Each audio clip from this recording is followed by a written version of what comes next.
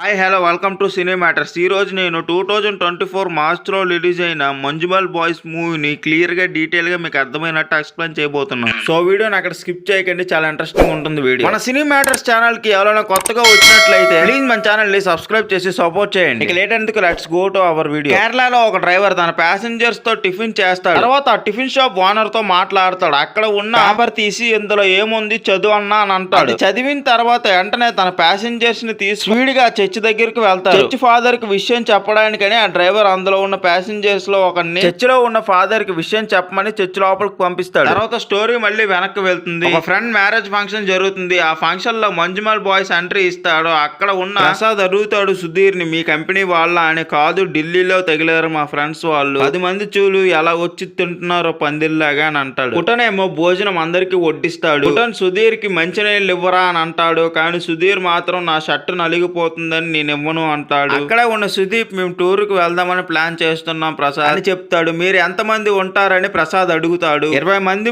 ఉంటామని సుదీప్ చెప్తాడు. నీకు ఫోన్ చేస్తా, నీ నెంబర్ ఇవ్వని సుదీప్ అడుగుతాడు. నెంబర్ ఎందుకు, ఇదా నా కార్డు తీసుకో అని ప్రసాద్ ఇస్తాడు. మనం ఇలా కలుసుకోవడం చాలా సంతోషంగా ఉందని ఒకరు హగ్ చేసుకుంటారు. ఆ తర్వాత అక్కడ ఉన్న వాళ్ళకి మంజుమల్ బాయ్స్ కి గొడవ జరుగుతుంది. అక్కడ ఉన్న వాళ్ళు మీరు కిందటి వారం తాడులాగే పోటీలో ఓడిపోయారని వాళ్ళు ఎగటాలు చేస్తారు మంజుమల్ బాయ్స్ ని. గొడవ పెద్దదవుతుంది. రారా రారా మీరు గొప్ప మేము గొప్ప అని తాడు లాగే పోటీ పెట్టుకుంటారు. ఎంత బలంగా తాడు లాగిన మంజుమల్ బాయ్స్ మాత్రం ఆ పోటీలో ఓడిపోతారు. ఆ తర్వాత అక్కడి నుంచి వెళ్ళిపోతారు. అందరూ రెగ్యులర్ గా కలిసే స్పాట్ లో మనందరం మంచి టూర్ కు వెళ్దామా అని ప్లాన్ చేసుకుంటారు. గోవాకి వెళ్దాం అనుకుంటారు కానీ వాళ్ళ దగ్గర బడ్జెట్ తక్కువ ఉండడంతో వాళ్ళ ఫ్రెండ్ కి కాల్ చేసి కొడైకెనాల్ కి వెళ్దాము అని అనుకుంటారు. ఫ్రెండ్స్ అందరూ కలిసి కొడైకెనాల్ కి వెళ్తామని రోజు సుదీప్ తన ఫ్రెండ్ అయిన ప్రసాద్ కి కాల్ చేస్తాడు. టూర్ ఫిక్స్ అయిందని చెప్తాడు. ఓనం పండగ కదా, బొళ్ళన్నీ బయటకు వెళ్ళిపోతాయి అని ప్రసాద్ అంటాడు. అప్పుడే ఎంతమంది వెళ్దామని డిస్కషన్ పెట్టుకుంటారు. డిస్కషన్ పెట్టుకున్న సమయంలో సుభాష్ ఏమో నేను రాను మీరు వెళ్ళండి అని చెప్పి అక్కడి నుండి వెళ్ళిపోతాడు. తర్వాత ఫైనల్ గా టూర్ కు వెళ్లే రోజు రానే వస్తుంది. వాళ్ళ ఫ్రెండ్ ఒకరు వేరే పని ఉండడంతో ట్రిప్ కి రాలేకపోతున్నాడు అని ఇంకో ఫ్రెండ్ చేత చెప్పిస్తాడు.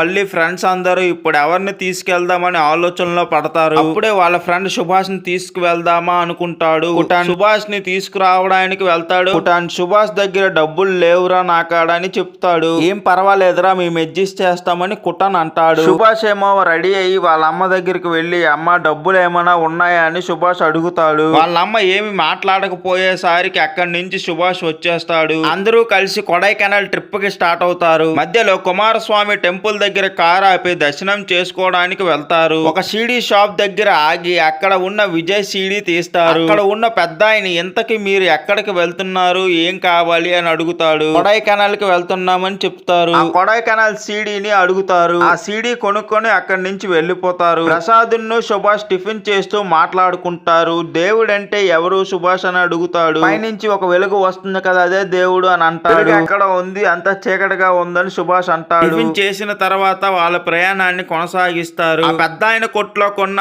కొడైకెనాల్ సీడీ లోపల పెట్టి పాటలు వేసుకుంటారు. మొత్తానికి పొద్దున్న కల్లా కొడైకెనాల్ కి చేరుకుంటారు. రూమ్స్ తీసుకొని మొత్తం పూర్తిగా రెడీ అవుతారు. మొత్తం కొడైకెనాల్ చుట్టూ తిరుగుతారు. ఇక అన్ని తిరిగేసాం మనం అనుకునేసరికి వాళ్ళ ఫ్రెండ్ సుదీప్ చోటు మిస్ అయ్యామరా అని వాళ్ళ ఫ్రెండ్స్ తో చెప్తాడు. నేను ఆ ప్లేస్ చూసానురా, చాలా బాగుంటుంది అని వాళ్ళ ఫ్రెండ్స్ తో సుదీప్ అంటాడు. ఏ ప్లేస్ అని సుదీప్ ను అడుగుతారు. కునాకేవ్ అని అంటాడు. కమల్ హాసన్ సినిమా షూటింగ్ అక్కడే జరిగింది అని అంటాడు. కారులో ఉన్న సుభాష్ ఏమో కమల్ హాసన్ అదరగొట్టిన చోట మనము అదరగొట్టాలని పోనీ పోనీ అని కునాకేవ్ కు వెళ్తారు. అక్కడ టీ స్టాల్ దగ్గర కారు ఆపి వాళ్ళకి కావాల్సిన స్నాక్స్ అన్ని కొనుక్కుంటారు. అక్కడ పెద్ద ఆయనతో మాట్లాడతారు. ఎవరు, ఎక్కడి నుంచి వచ్చారు మీరు అని ఆ పెద్ద ఆయన అడుగుతారు. కేరళలో నుంచి వచ్చామంటారు. సూపర్ అని ఆయన పెద్ద ఆయన బిల్లు పే చేసే కొండ మీదకి వెళ్తారు. అక్కడ చాలా మంది వాళ్ళ ఫ్రెండ్స్ అండ్ ఫ్యామిలీస్ తో ఎంజాయ్ చేస్తూ ఉంటారు. ఈ మంజుమల్ బాయ్స్ అంతా ఆ గేట్ దగ్గర నుంచి మొత్తం నేచర్ ని ఎంజాయ్ చేస్తారు. అరే ఇక్కడ గృహ ఉందని చెప్పాను కదా, ఆ గృహ దాని కింద అని సుదీప్ చెప్తాడు. అక్కడికి వెళ్ళొద్దు అని కుటన్ చెప్తాడు. అక్కడ ముగ్గురు అడవి మనుషులు ఆ కిందకి వెళ్తున్నారని వాళ్ళని చూసి వీళ్ళు కూడా వెళ్తారు. అక్కడి నుండి ఆ గృహ లోపలికి వెళ్తారు.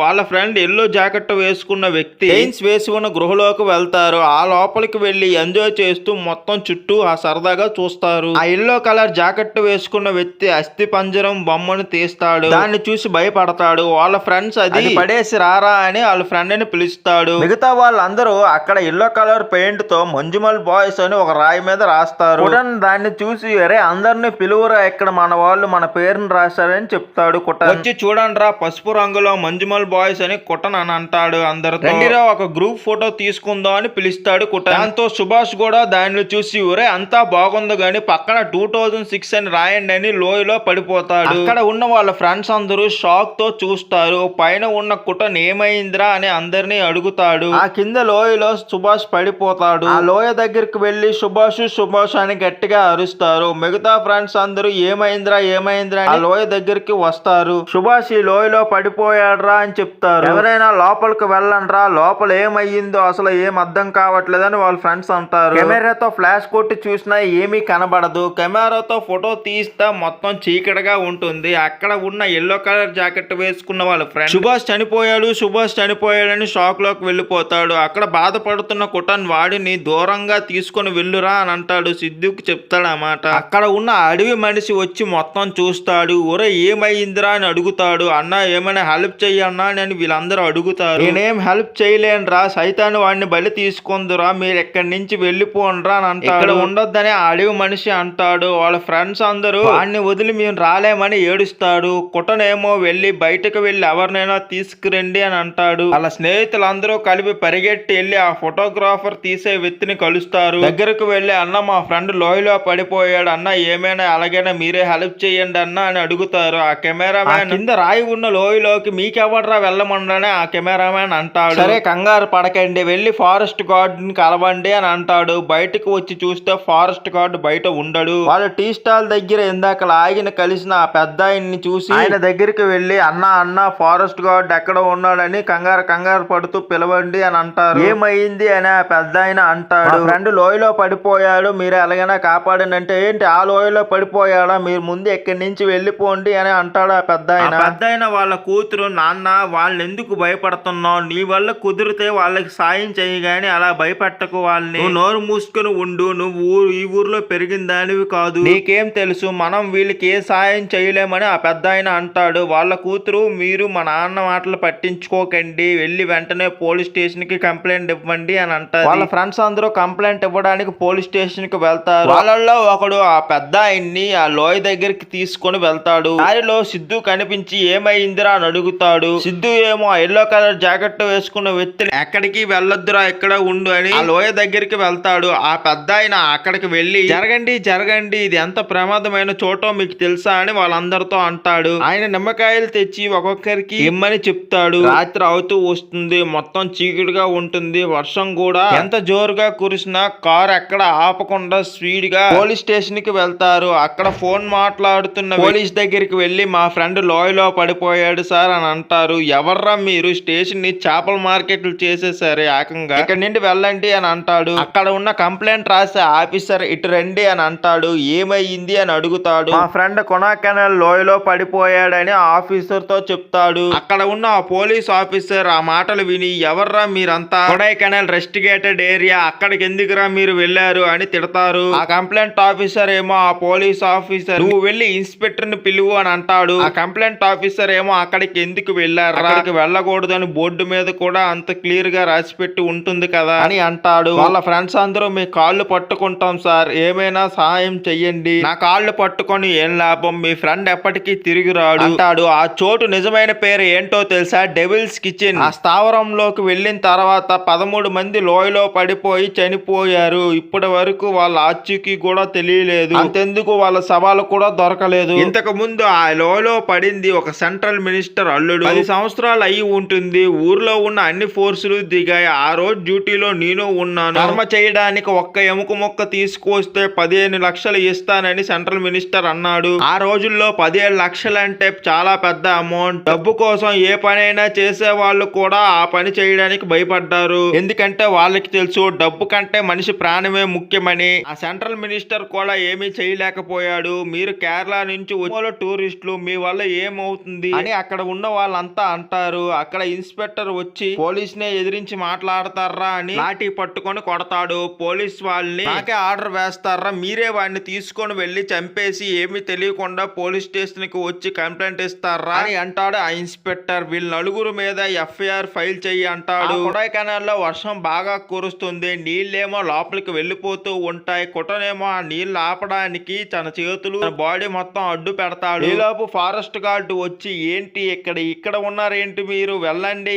ఎవడ్రా మీకు ఇక్కడికి రమ్మంది అని అంటాడు. ఆ పెద్ద ఆయన ఏమో లోయలోకి నీళ్లు వెళ్ళిపోతున్నాయి, అందుకే వీటిని అడ్డుకుంటున్నారు అని అంటారు. ఆ ఫారెస్ట్ గార్డ్ ఏంటన్నా అర్థం పద్ధం లేకుండా మాట్లాడుతున్నావు, ఈ లోయలో పడిన వాళ్ళు ఎంతసేపు బతికి ఉంటాడా, ఎప్పుడో చచ్చిపోయి ఉంటాడు, వచ్చిన వాళ్ళకి నీళ్ళు వెళ్తే ఏంటి వెళ్ళకపోతే ఏంటి అని ఆ ఫారెస్ట్ గార్డ్ అంటాడు. అక్కడ ఉన్న పోలీస్ స్టేషన్ లో ఇన్స్పెక్టర్ కానిస్టేబుల్ అక్కడికి వెళ్ళి ఏం జరిగిందో ఎలా జరిగిందో తెలుసుకో అని అంటాడు. ఆ ఇన్స్పెక్టర్ ఈ విషయం మీడియా దాకా వెళ్ళింది అని కోపంగా ఇన్స్పెక్టర్ తిడతాడు. వీళ్ళని పంపించే ఇక్కడ ఉంచుకొని ఆ కానిస్టేబుల్ తో వాళ్ళ నలుగురిని పంపిస్తాడు. ఆ కానిస్టేబుల్ వాళ్ళ నలుగురు కుర్రాళ్ళు కలిపి గృహ దగ్గరికి బయలుదేరుతారు. మధ్యలో ఒక వైన్ షాప్ దగ్గర ఆపి 2 క్వార్టర్లు 2 వాటర్ ప్యాకెట్లు పట్టుకొని రా అని ఆ కానిస్టేబుల్ అంటాడు. ఆ కారులో నుంచి ఇద్దరు దిగి వైన్ షాప్ లోపలికి వెళ్లి మందు కొనేటప్పుడు అక్కడ చిన్న గొడవ జరుగుతుంది. అక్కడ వాళ్ళని కొడతారు. అక్కడి నుంచి మళ్ళీ వెళ్ళిపోతారు ఏమీ అనకుండా. కారులో వెళ్తున్న కానిస్టేబుల్ మందు తాగుతాడు. మెల్లగా వెళ్ళండ్రా అని అంటాడు. అప్పుడు ప్రసాద్ ఏమో మీరేం మనుషులు సార్, మా ఫ్రెండ్ లోయలో పడి ఎంతసేపు అవుతుంది, ఏమైందో తెలియక అల్లాడిపోతున్నా అని అంటాడు. ఓ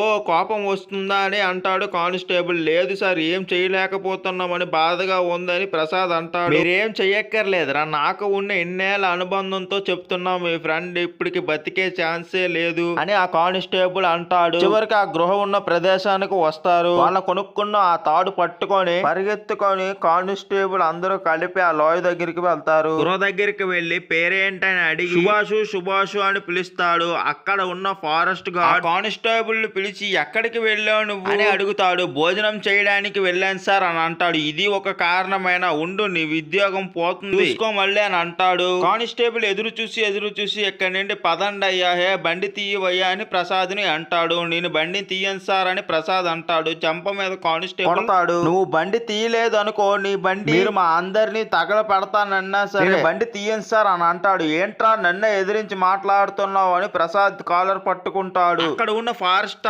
అతన్ని ఆపడానికి ట్రై చేస్తాడు. రే నా గురించి తెలుసు కదా, ఏదో ఒక కేసు పెట్టి లోపల తోసేయగలను అని బెదిరిస్తాడు కానిస్టేబుల్. ఆ టీ షాప్ పెద్దయినా ఏంటయ్యా వచ్చి రాగానే చూసి చూడకుండానే నిర్ణయం తీసుకుంటున్నావు అని అడుగుతాడు. కానిస్టేబుల్ అన్నా ఇది హత్య కేసు, దీని తర్వాత కోర్టు పోలీస్ స్టేషన్ అని తిరగాల్సి ఉంటుంది అని అంటాడు. వాన తగ్గుతూ వస్తుంది. ఆ తర్వాత ఈ కుర్రాళ్ళ కోసం మనం ఏమైనా మన ఊర్లోకి వచ్చిన కుర్రాళ్ళకి మనమే కదా కాపాడి పంపించాలి అని ఆ పెద్ద అంటాడు. కొంచెం సేపు తర్వాత వాన పూర్తిగా తగ్గిపోతుంది. కానిస్టేబుల్ రే ఇక్కడ ఎంతసేపు రా వెయిట్ చెయ్యాలి, వర్షం కూడా తగ్గిపోయిందిరా, ఇంతసేపు వెయిట్ చేసినా ఏం ప్రయోజనం ఉండదురా అని కానిస్టేబుల్ అంటాడు. అన్నా నువ్వేనా చెప్పన్నా వీళ్ళకి అని అంటాడు. ఇలా చూడు తమ్ముడు, ఇక్కడ ఉన్న వాళ్ళందరికన్నా నువ్వే పెద్దవాళ్ళగా ఉన్నావు, కొంచెం వీళ్ళకి నచ్చ చెప్పు అని కొట్టానికి చెప్తాడు. కానిస్టేబుల్ పోలీస్ స్టేషన్ కి వెళ్లి మీ ఫ్యామిలీస్ కైనా ఇన్ఫార్మ్ చేయొచ్చు కదా అని అంటాడు. వాళ్ళకి ఏమని ఇన్ఫార్మ్ చేయమంటారు, వాళ్ళ లేకుండా మేము ఊరికి ఎలా తిరిగి వెళ్ళగలం, వాళ్ళ అమ్మకి ఏమని చెప్పను అని కుటన్ బాధపడతాడు. ఆ కానిస్టేబుల్ ఏమో తమ్ముడు లేవమ్మా లేవు అని అక్కడ ఉన్న వాళ్ళందరినీ బయటికి తీసుకువెళ్ళడానికి ట్రై చేస్తాడు. కానీ బ్లాక్ టీ షర్ట్ వేసుకున్న వాళ్ళ ఫ్రెండ్ ఆ లోయ దగ్గరకు వెళ్లి సుభాష్ అని గట్టిగా అరుస్తాడు. ఇప్పటికే సుభాష్ కలకంటాడు. రండిరా అని ఎవలో కనిపిస్తున్నట్టు గట్టిగా అరుస్తాడు సుభాష్. ఆ అరుపులు ఆ బ్లాక్ టీ షర్ట్ వేసుకున్న అబ్బాయికి వినిపిస్తాయి. వెంటనే సుభాష్ అని ఆ గట్టిగా అరిసి అందరూ ఆ అరుపులు విన్నాక కానిస్టేబుల్ రెస్క్యూ టీం కి రమ్మని కాల్ చేస్తాడు. అక్కడికి రెస్క్యూ టీం వచ్చిన తర్వాత ఆ రెస్క్యూ టీం లో పెద్ద ఆఫీసర్ కి సార్ ఇక్కడ ఈ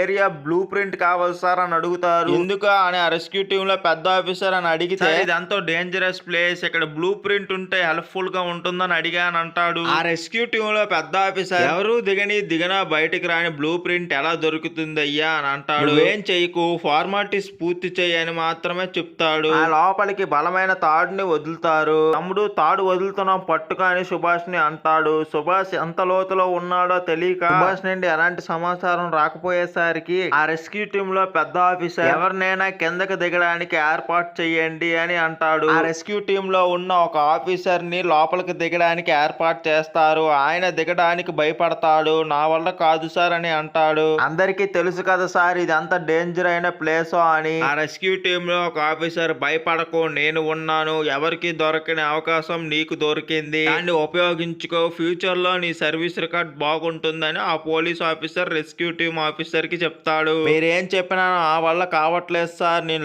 లోపలికి వెళ్ళలేను అని అంటాడు. ఆ రెస్క్యూ టీమ్ లో పెద్ద ఆఫీసర్ పిలిచి ఏమైందని అడుగుతాడు. సార్ అతను దిగడానికి భయపడుతున్నాడు అని అంటాడు. ఆ పెద్ద ఆఫీసర్ ఏమో ఏంటయ్యా లోయలో ఉన్నవాడు బతికున్నాడని అందరికీ తెలిసిపోయిందయ్యా, వెళ్ళి వాడిని ఎవడైనా కాపాడండి అని చెప్తాడు. పెద్ద ఆఫీసర్ ఇంకోసారి వెళ్ళి వాళ్ళ దగ్గరికి మీ వల్ల కాదా అని అడుగుతాడు. ఆ రెస్క్యూ టీం వాళ్ళు లోపలికి వెళ్ళి చనిపోతే గవర్నమెంట్ డెత్ సర్టిఫికేట్ కూడా ఇవ్వదు సార్, భార్య బిడ్డలు రోడ్డున పడిపోతారని అంటారు. కుటనేమో గతంలో తన ఫ్రెండ్స్ తో ఈత కొట్టిన విషయాన్ని గుర్తు తెచ్చుకుంటాడు. ఉన్న సుభాష్ కుటనేమి ఇంకా రాలేదని అడిగితే ఏమో మాకు తెలియదని వాళ్ళ ఫ్రెండ్స్ అంటారు. అప్పటికే కుటన్ నీటిలో పడిపోతూ మునిగిపోతూ ఉంటాడు. వెంటనే సుభాష్ నీటిలోకి దిగి కుటాన్ని కాపాడతాడు. ఆ విషయం గుర్తు తెచ్చుకున్న కుటాన్ సుభాష్ ని ఎలాగైనా కాపాడాలని నేను దిగుతాను సార్ అని ముందుకు వస్తాడు. కానిస్టేబుల్ ఏమో నువ్వు ఎక్కడి నుండి వెళ్ళు అని అంటాడు. ఆ రెస్క్యూ టీమ్ లో ఆఫీసర్ బాబు నీ పేరేంటి అని అడుగుతాడు. కుటన్ అని చెప్తాడు. ఆవేశంలో ఎలాంటి నిర్ణయాలు తీసుకోకూడదు, ఇప్పటికే మీలో ఒకరు లోపల పడి ప్రాణాలతో పోరాడుతున్నాడు, నిన్ను లోపలికి పంపించి మేము ఇప్పుడు రిస్క్ చేయలేము, అర్థమైందా అని ఆ రెస్క్యూ టీమ్ లో ఆఫీసర్ కుటన్కి చెప్తాడు. కుటనేమో ఇందులో రిస్క్ ఏముంది సార్, మీరు ఒప్పుకోకపోతే మేమందరం ఇందులో దూకి చనిపోతామని అంటాడు. కుటన్ ఆ కానిస్టేబుల్ ఏమో నువ్వేమైనా హీరో అనుకుంటున్నావేంట్రా అని అంటాడు. ట్రైనింగ్ తీసుకున్న వాడే భయపడుతున్నాడు, సవాలు తీసే వాళ్ళు భయపడుతున్నారు. అక్కడ ఉన్న పెద్ద ఆయన ఏంటయ్యా ఆ కుర్రోడ్ని పట్టుకొని అలా ప్రశ్నిస్తున్నా, మీలో ఎవరు దిగడానికి ముందుకు రాలేదు కదా, లోయలో పడిన వాడిని కాపాడడం మీ పని, కానీ అతను అలా కాదు సార్ అని అంటాడు. కుటన్ నీ ప్రాణాలకే ప్రమాదం, నువ్వు దిగడం చాలా పెద్ద రిస్క్ అని అంటారు కుటన్ కి. అవేవి వినిపించుకోకుండా కుటన్ లోయలోకి దిగడానికి సిద్ధమవుతాడు. సుభాష్ కనబడగానే ఒక తాడు చూపించి ఇలా కట్టు అని అంటారు. కుటన్ ని మెల్లిగా ఆ లోయలోకి దించుతారు. కుటన్ అలా లోపలికి దిగుతూ సుభాష్ సుభాష్ అని అరుస్తాడు. రెస్క్యూ టీం గట్టిగా తాడు పట్టుకొని మెల్లగా కుటన్ కి కిందకి వదులుతారు. వాళ్ళ ఫ్రెండ్ సుదీప్ ని లోయ దగ్గర పెట్టి మేము చెప్పినట్లు చెప్పు అని అంటారు పోలీస్ ఆఫీసర్. ఆ తాడుని లూజ్ చేయమని కుటన్ అంటాడు.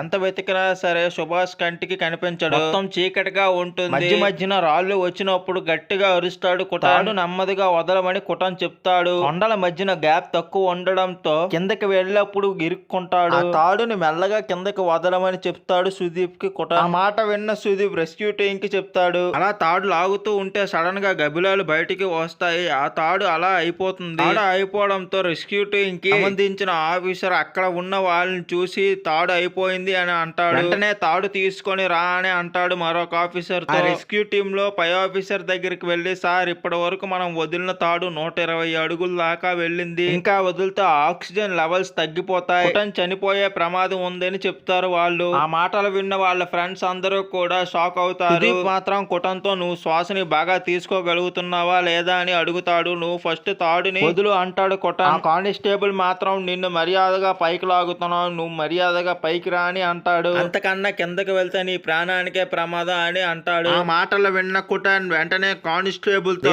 నన్ను పైకి లాగాలని చూస్తే నేనే తాడు తెంచుకొని లోపలికి దూకేస్తాను అని అంటాడు. ఆ మాటలు విన్న కానిస్టేబుల్ వేరే దారి లేక తాడును ఎక్స్టెండ్ చేసి కుటన్ ని లోపలికి దింపుతారు. అయితే కొంతసేపటికి సుభాష్ చూస్తే ఒళ్ళంతా గాయాలతో కనబడతాడు. సుభాష్ వెంటనే గట్టిగా అరుస్తూ సుదీప్ కి చెప్తాడు. సుదీప్ వెంటనే తన పై ఉన్న ఫ్రెండ్స్ అందరికి ఆఖరికి ఇష్టం లేకుండా పని చేస్తున్న రెస్క్యూ టీం కూడా ఆ వార్త వినగానే చాలా సంతోషిస్తారు. సుభాష్ ప్రాణాలతో పోరాడుతూ ఉంటాడు. రెస్క్యూ టీం చెప్పిన విధంగా తాడుని కట్టడం మర్చిపోతాడు. కుటన్ తనకు వచ్చిన విధంగా తాడు సుభాష్ కి కట్టి ఆ తర్వాత సుభాష్ ని కుటన్ని కలిపి మీదకి లాగుతారు. సుభాష్ మరింత కిందకి జారిపోతాడు. దాంతో కుటన్ తాడు గట్టిగా పట్టుకొని పైకి లాగండి అని గట్టిగా అరుస్తాడు. ఆ తర్వాత చాలా సమస్యలు దాటుకొని కుటన్ మరియు సుభాష్ మీదకి వస్తారు. కుటన్ మరియు సుభాష్ ని చూసి వాళ్ళ ఫ్రెండ్స్ అందరూ ఏడుస్తారు. వెంటనే సుభాష్ ని పక్కన కూర్చోబెట్టి తనకి తాగడానికి వాటర్ ఇస్తాడు. అప్పుడే ఒక ముసలావిడ అతన్ని చూసి చావును చూసి వచ్చిన వాడు దేవుడితో సమానమని తన మనవరాళ్ళకి చెప్తుంది. సుభాష్ కాళ్ళకి మొక్కమని చెప్తుంది. సుభాష్ ని వెంటనే అక్కడ దగ్గరలో ఉన్న హాస్పిటల్ కి తీసుకువెళ్తారు. అక్కడ ఉన్న డాక్టర్ ఫస్ట్ ఎయిడ్ చేసి దెబ్బలు గట్టిగా తగిలాయి. వెంటనే అతని సొంత ఊరికి తీసుకువెళ్లి ట్రీట్మెంట్ చేయించండి అని చెప్తారు. సుదీప్ మాత్రం డాక్టర్ ని చూసి ఇక్కడ పోలీస్ ఫార్మాలిటీస్ ఉంటాయి కదా మేడం అని అంటాడు.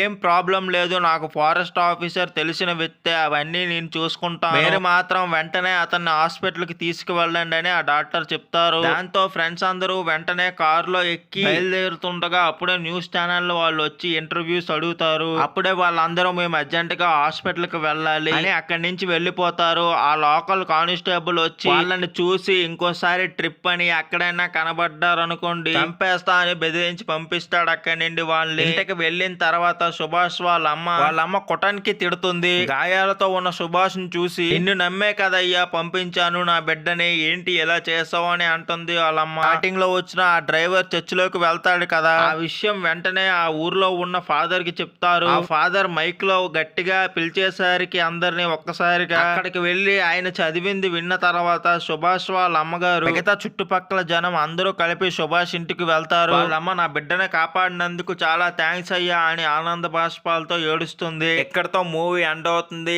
ఇది 2006 లో రియల్ గా జరిగిన స్టోరీ. ఈ స్టోరీనే మన ముందుకు తీసుకువచ్చారు. ఫ్రెండ్స్, ఈ వీడియో చేయడానికి నాకు మాక్సిమం 5 days పట్టింది. ఎక్స్ప్లెనేషన్ కానీ మీకు నచ్చినట్లయితే వీడియోని లైక్ చేయండి, షేర్ చేయండి. ఇలాంటి మరిన్ని వీడియోస్ కోసం మన సినీ మ్యాటర్స్ ఛానల్ సబ్స్క్రైబ్ చేసుకోవడం మాత్రం మర్చిపోకండి.